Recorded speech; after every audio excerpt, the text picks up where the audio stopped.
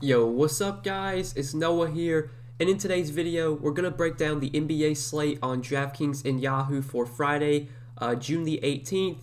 We do have another two-game slate today. This could be our last two-game slate of the season because, both these games are potentially closeout games. If the Hawks win tonight, that series is over. If the Clippers win tonight, that series is over. And then after that, we're just going to have, pretty much Showdown moving forward. I'm still going to be covering Showdown, obviously, but could be our last two-game slate of the season. Kind of, bittersweet. But yeah, guys, we got two games to break down. We're going to go through these games, game by game, talk about each team, just give you my thoughts on this slate, what does stand out to me, at first look on Thursday night. But before we do get started with the video, I would appreciate it if you guys would click the like button down below. Be sure to click that subscribe button as well, and also hit the notification bell so that way you do get notified every time I upload. You also will get notified every time I live stream. Now, I haven't been streaming these last few days. I've kind of been away, but I will definitely be back with a stream probably a little bit earlier than normal, around 5 Eastern. I will be live on my YouTube channel breaking down the slate, just doing a quick little stream, probably about 30 minutes or so.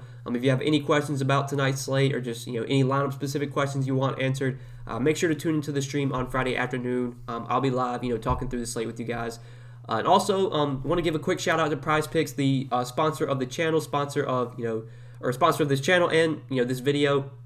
We're going to be working with PrizePicks a lot moving forward. We've partnered with them. If you guys do want to check out PrizePicks, if you do want to see what they have to offer, you can use promo code Noah at sign up. A lot of you guys have signed up with my promo code. It does give you a 100% match on your first deposit up to $100. So if you do decide to deposit $100 to try out PrizePicks, they will match that and give you an additional $100 to play with.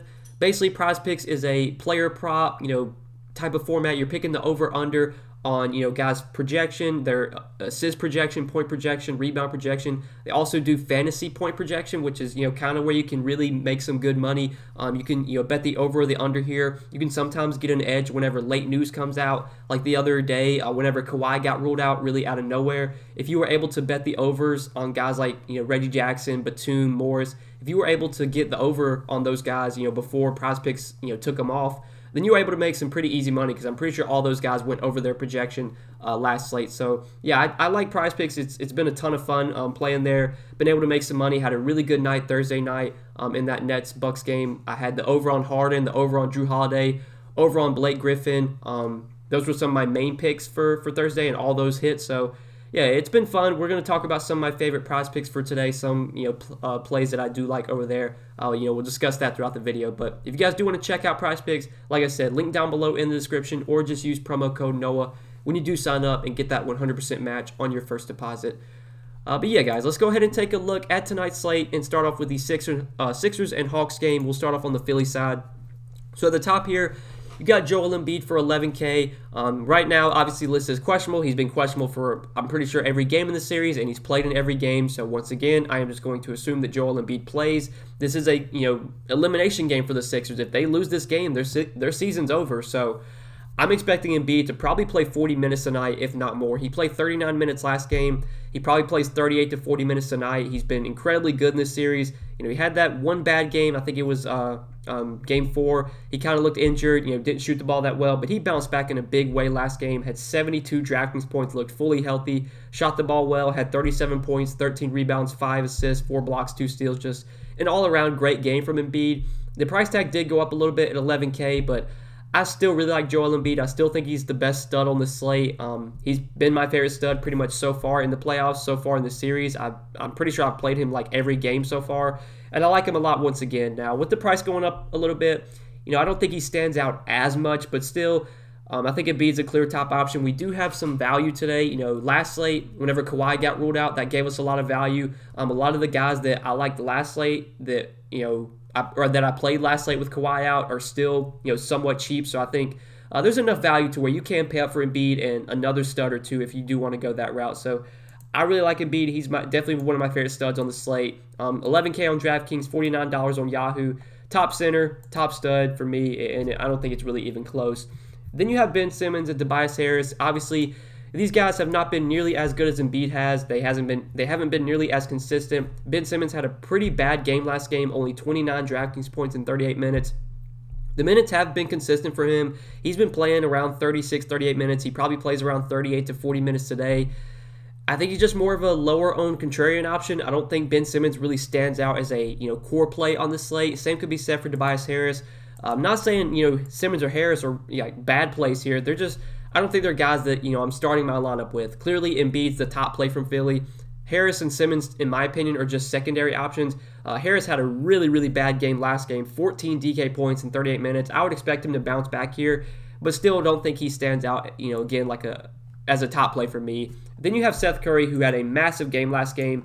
Maybe one of the reasons that, Harris and Simmons both struggled so much was just because Curry was pretty much the best scorer besides Embiid. I mean, he had 36 real-life points, 51 DraftKings points. I don't know if we've ever seen, I don't know if Seth Curry's ever scored 51 DK points before. This literally might be the best game of his career last game. He played 38 minutes, shot the ball really well.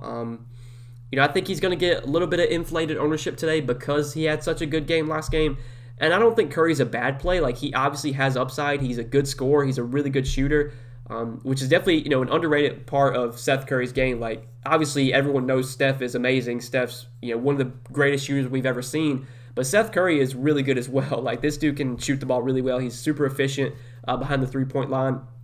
At 5,400, I do have some interest in him as a, kind of mid-range option, but I think with the with the inflated ownership he's probably going to get because he had such a massive game last game, I'd be more likely to come in, underweight. If he's going to be 30, 40% owned, I'm fine, only playing him in 10 or 20% of my lineups and just hoping that he doesn't, go off again. So I like Curry, just don't think I'm going to be super, super heavy on him. If I'm playing one lineup today, I doubt I play Curry in my one lineup. So that's just kind of my thoughts on him. And then the rest of these Philly guys, the bench guys plus Court Moss, I don't feel great about really any of them. Court Moss is going to start in place of Danny Green. He's started the last 3 games.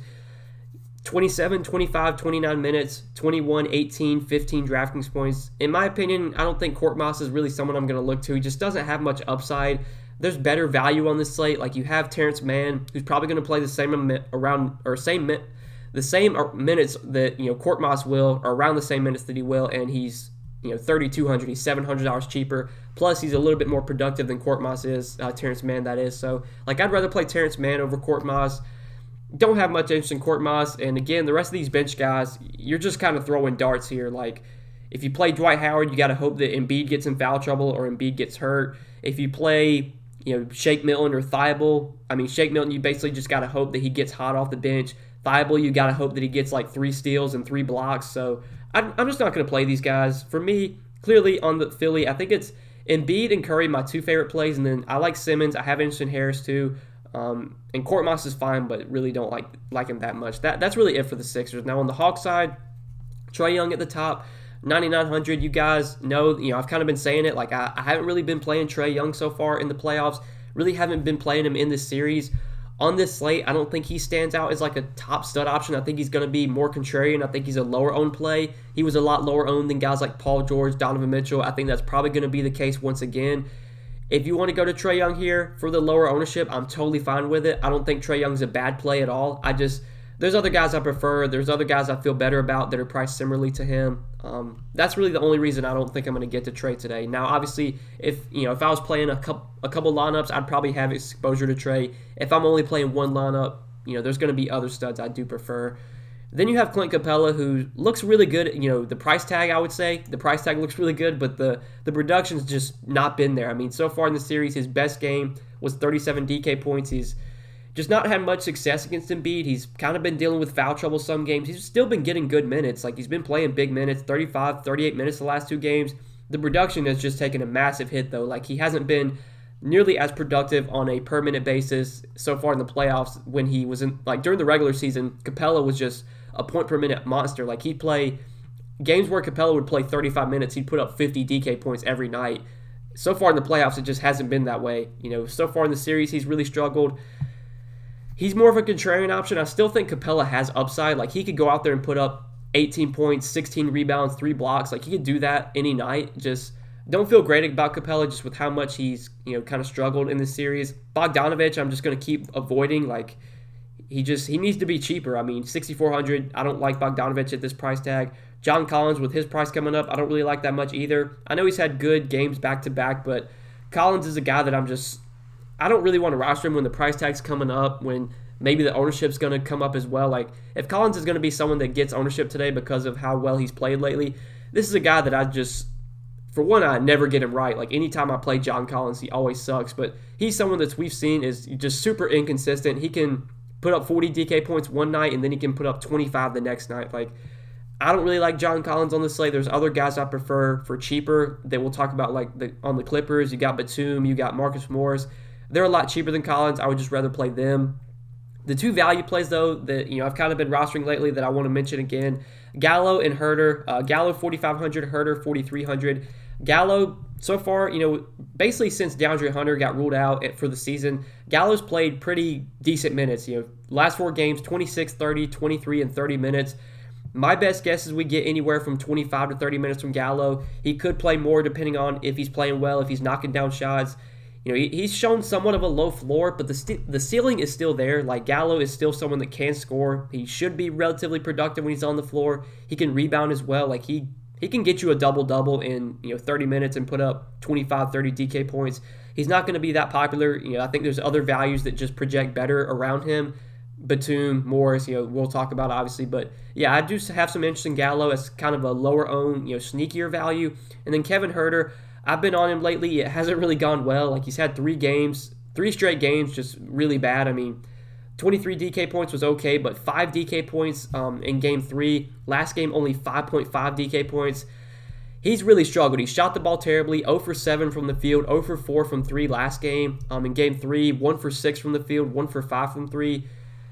I don't want to look too much into that. Like, I don't think Kevin Herter's just like a terrible shooter now. I mean, this is someone that has shown he can still, knock down shots when he gets the opportunity. He can still be somewhat productive when he does get minutes, and I do expect the minutes to be there. Since they inserted him into the starting lineup, that makes me feel a lot better about his minutes. He did play 35 minutes in Game 4. I think he most likely plays 30 to 35 minutes today. He has dealt with some foul trouble these last few games. If he's not in foul trouble, I think we do get at least 30 minutes from Kevin Herter.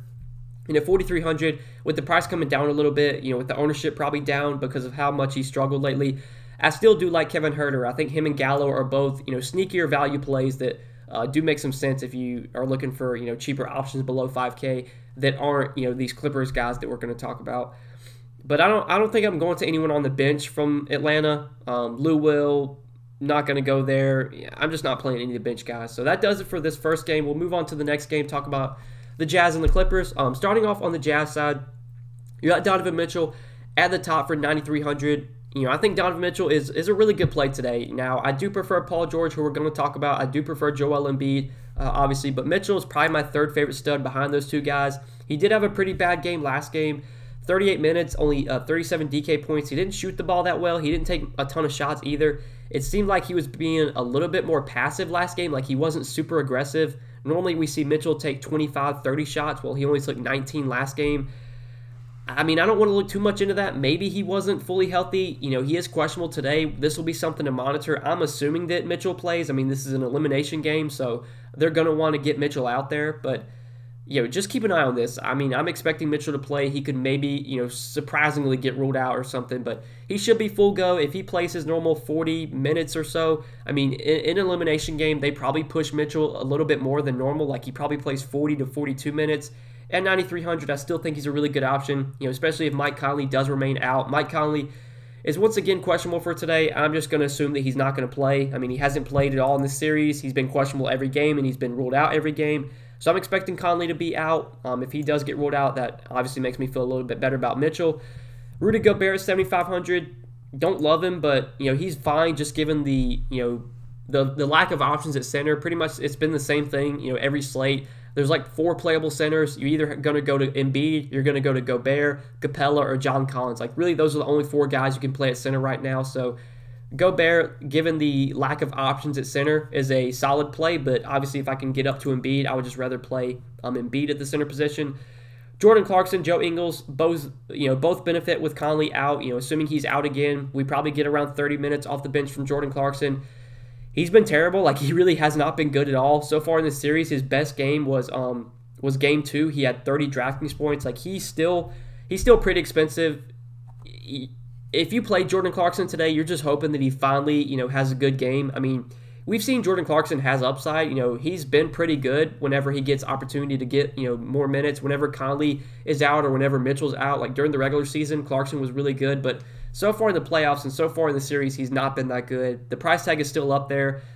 He's going to be super low owned. If you want to play a super low owned Jordan Clarkson, go for it. But me personally, I don't think I'm going to go there. Joe Ingles, I do feel better about just because Joe Ingles has been more productive. He's been more consistent. 4 straight games with at least 30 DraftKings points. As long as Conley sits again, I'm expecting 30 to 32 minutes from Joe Ingles. The price tag is coming up a little bit. He's $5,500 now. I don't think he stands out as much, you know, as when he was like $4,500, $4,700, but still a pretty good option in that 5K range. Bogdanovich had a massive game last game. He had a really good shooting game. Shot 10 for 20 from the field, 9 for 17 from 3. I'm pretty sure he had I think he had 18 points in the first quarter. I think he went 6 for 6 from 3 in the first quarter. Just, you know, not something we can really expect to happen again. This is a guy that I normally don't like playing. He's super scoring dependent. He really doesn't do much outside of score. I mean, you look at last game, he had 32 points and 3 rebounds, and that was it. He had 0 assists, 0 blocks, 0 steals. You're going to need him to knock down, 6, 7 threes for him to really put up a ceiling game and put up a score that you kind of have to have. So I'm probably just going to fade Bogdanovich. I haven't played him really at all in this series, and I don't think I'm going to go there today. And then Royce O'Neal, the last guy we'll talk about, 5K. Going to play a ton of minutes, as I've been saying every slate. Going to play probably 35 to 40 minutes. His production, it can be inconsistent. You really don't know what you're going to get from Royce O'Neal, but at 5K, I think he's a fine option in that price range. But there are guys for cheaper that I do like. Marcus Morris, Nicholas Batum. You have Joe Ingles you could go to. You have other 5K plays at other positions like Reggie Jackson. I like too. So O'Neal's viable, but there's a lot of guys I do put ahead of him. I think. But yeah, that does it for Utah. Now on the Clippers side, there's a lot to like here. This is definitely my favorite team on the slate to target. I was loading up on the Clippers last slate whenever Kawhi got ruled out, and with Kawhi already out today, gonna load up on the Clippers again. Paul George, price tag went up a lot, $10,100, but I still think he's one of the best stud options on the slate. I like him a lot on Yahoo as well. Again, price tag went up there too, but $41, I still think he's a top stud. On Yahoo, we saw him have a massive game last game with Kawhi Leonard out, played 40 minutes, had 71 DraftKings points, 37 points, 16 rebounds, 5 assists, 2 blocks, and a steal. I mean, just without Kawhi, this offense is going to run through Paul George. He's going to dominate the usage. He's going to play 40-plus minutes. The Clippers want to close out the series tonight. Like, they don't want to have to travel to Utah and play a Game 7. They want to, finish things off here. So I'm expecting Paul George to play as many minutes as he can. At $10,100, even with that price tag coming way up, he still looks like a top stud option today. He's going to do everything for the Clippers. The offense is going to run through PG. So love PG once again. And then the rest of these guys, these secondary pieces, I think look really good as well. Reggie Jackson, Marcus Morris, Nicholas Batum, all these guys benefit without Kawhi, and they all had a good game last game. They all did well for their price tag. Reggie Jackson played 37 minutes. He had 33 DraftKings points. He should get a little bit more usage without Kawhi, should get a little bit more opportunity to score. They're just going to need someone else to score. Like Paul George can't do everything. So $5,200, I think Reggie Jackson still looks like a really good option in that mid-range. I liked him a lot last slate. The price tag barely moved. I'm going to be going right back to Reggie Jackson today. And then Marcus Morris, same thing. Without Kawhi, he should play a few more minutes, should get more usage, just more opportunity to score. He took 16 shots last game, had 25 points, finished with 36 DraftKings points, played 40 minutes. I'm expecting 38 to 40 minutes from Marcus Morris. $5,100 still looks like a really good option too. I know his price tag also came up, but definitely like Marcus Morris. I think Nicholas Batum is also someone you can go to. $4,900. He played 42 minutes last game. He's not a great scorer. He's not a guy that's going to score 20, 25 points, but he does a lot with peripherals. He can rebound, he can get assists, he can get defensive stats, and we've seen that so far in this series. 3 straight games with at least 7 rebounds. He's got, steals and blocks, and it seems like every game Batum is getting at least a couple steals and a block or two. At $4,900, I think he's also a strong value. I do like him a little bit more though on Yahoo, especially because on Yahoo, steals and blocks are worth 3 points, and we know Batum, like I said, does really well with steals and blocks. Him and Morris, $17 for Morris, $14 for Batum. I think both those guys look really good on Yahoo. Obviously, I like Batum on DraftKings as well. But we are going to talk about Terrence Mann, who I think I do prefer over Batum, given the savings. $3,200 for Terrence Mann. He started last game in place of Kawhi Leonard. I'm assuming that he starts again tonight. Played 26 minutes, had 23 Draftkings points. Obviously, Terrence Mann, playing alongside the starters, playing alongside Paul George, he's not going to get a ton of usage. He's not going to be insanely productive, but, this is the big thing right here. He's 3,200. Like, at 3,200, it's going to be really hard for Terrence Mann to kill you at this price tag. Like, even if things go wrong and he only plays like 18 minutes, he probably still scores 15 Draftkings points and is fine.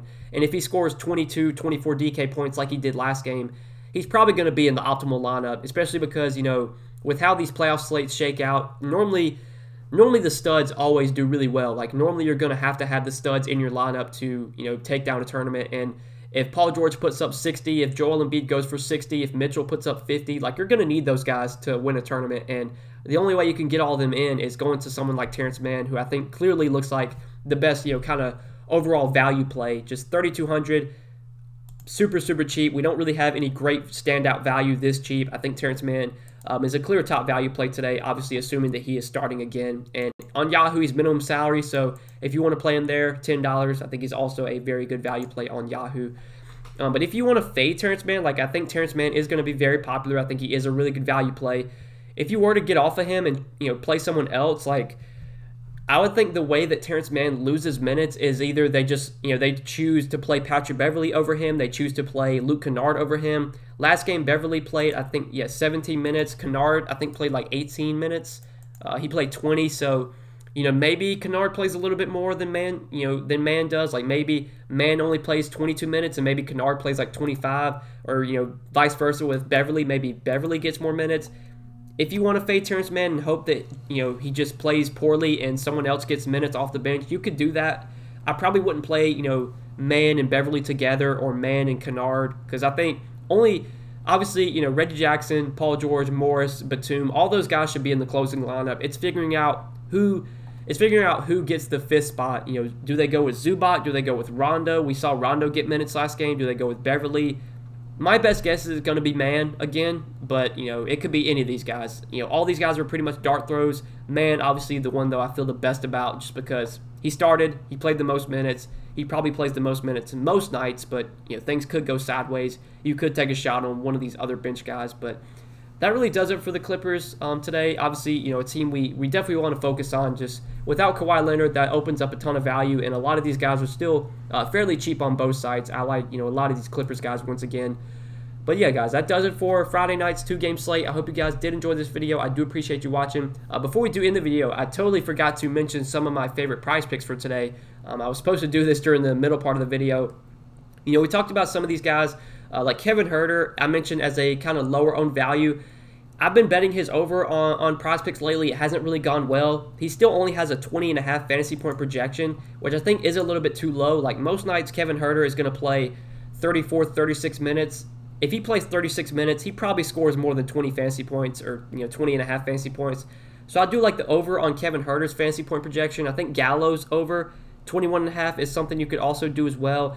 We did see a lot of the Clippers guys get their projection boosted, but still, I like some of the overs here. Marcus Morris 28.5. Maybe you could go with the over there. Reggie Jackson 27. A lot of them feel pretty accurate. Terrence Mann 20.5. That feels about accurate as well. Like, I will say that there's nothing that stands out. Like, PrizePicks did a really good job with the projections today. A lot of these projections feel pretty accurate. Like, nothing's glaring off the board to me. But I think some of these Clippers, if you want to go with the over on Marcus Morris or Reggie Jackson or Batum, I'm totally fine with that. I mean, you look at what they did last game. Morris went over his projection. Reggie Jackson went over 27. Batum went over 27. Does that mean they're going to do that again? Obviously, no. But I think most nights you're going to get probably 30-plus fantasy points from Marcus Morris, 30-plus fantasy points from Reggie Jackson. So I definitely like the overs on both of those guys if you want to bet that. Donovan Mitchell's over I still like at 47. I bet his over last game. It didn't work out, obviously. I think Mitchell plays a ton of minutes. He's going to have to play as many minutes as he can handle. It's a elimination game for them. We've seen Mitchell's massive upside so far in the series. He's put up multiple games over 45 fantasy points. 48, 46. I'm pretty sure the game where he got 46 was a blowout. 59. Like, if Mitchell plays 40 minutes today, he's probably going to score close to 50 fantasy points, if not over that. So I think the over on Mitchell's fantasy points looks solid as well. Again, though, guys, like, I think PrizePicks did do a really good job with the projections today. Like, nothing is glaring to me. But these are some early picks that I do like. If you guys want to tell me, You can do a flex play with these 4 picks. You can do a power play, potentially win up to 10x your money. If you just want to throw, $20 on this, you could potentially win $200. So definitely check out PrizePicks, guys. It's a fun new way to play DFS. They got a lot of promos they're doing as well. They're giving away free money. You use that promo code NOAH when you do sign up. That'll give you a 100% match on your first deposit up to $100. If you do decide to deposit $100, PrizePicks will match that right out of the gate. They'll give you an additional $100 to play with. So yeah, guys, check out PrizePicks. Link down below in the description. Be sure to use promo code NOAH when you do sign up. Thanks for watching, though. I appreciate it, guys. Click that like button, click that subscribe button, as always. And yeah, I think we'll most likely see you guys in the live stream Friday afternoon, probably around 5 Eastern. If you guys can tune into the live stream, I would appreciate it. We'll talk through the slate once again, answer all your questions as always. But best of luck tonight, guys. Enjoy your Friday night, and we'll see you in the next video.